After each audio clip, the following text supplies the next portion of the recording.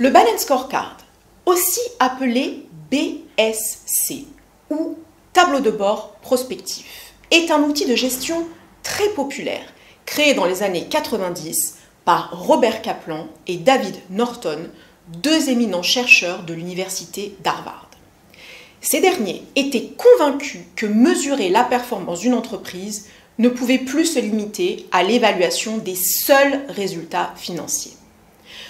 Le modèle repose ainsi sur des indicateurs financiers pour s'assurer de l'augmentation de la valeur actionnariale, on parlera ici d'axes financiers, des indicateurs informant sur la satisfaction des clients, on parlera ici d'axes clients, des indicateurs correspondant aux différents leviers de compétitivité de l'organisation, on parlera de l'axe processus interne, et des indicateurs reliés aux ressources immatérielles. Il s'agit de l'axe apprentissage et innovation.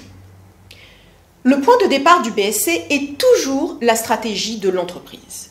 Celle-ci est déclinée en objectifs stratégiques pour chaque axe, reliés à des indicateurs précis et assortis de plans d'action concrets.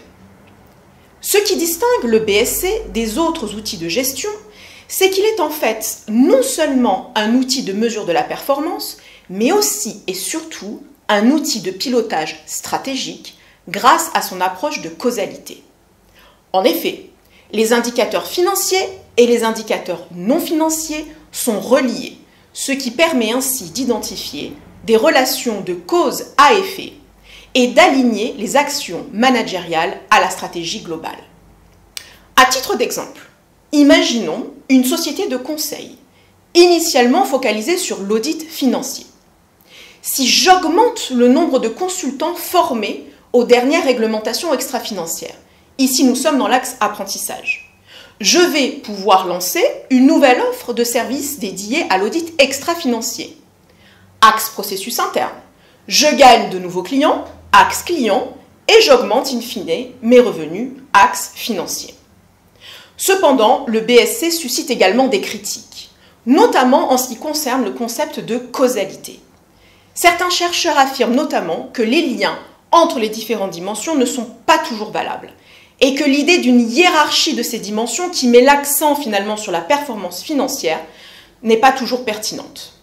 Via les relations de cause à effet, le modèle BSC subordonne les trois autres axes à l'axe financier dont le but final reste de garantir l'augmentation de la valeur actionnariale. Aujourd'hui, intégrer la responsabilité sociale des entreprises dans le Balanced Scorecard est essentiel pour garantir une performance durable et répondre aux attentes des parties prenantes. Deux solutions s'offrent à l'organisation. Un couplage limité de la gestion de la RSE au système de pilotage de l'organisation en ajoutant un cinquième axe RSE au BSC. Cette option reflète finalement une stratégie RSE encore déconnectée de la stratégie globale, montrant un niveau de maturité initial, ou alors un couplage total en intégrant les indicateurs RSE dans les quatre axes du BSC, ce qui indiquerait une maturité avancée où la RSE est au cœur de la stratégie de l'entreprise.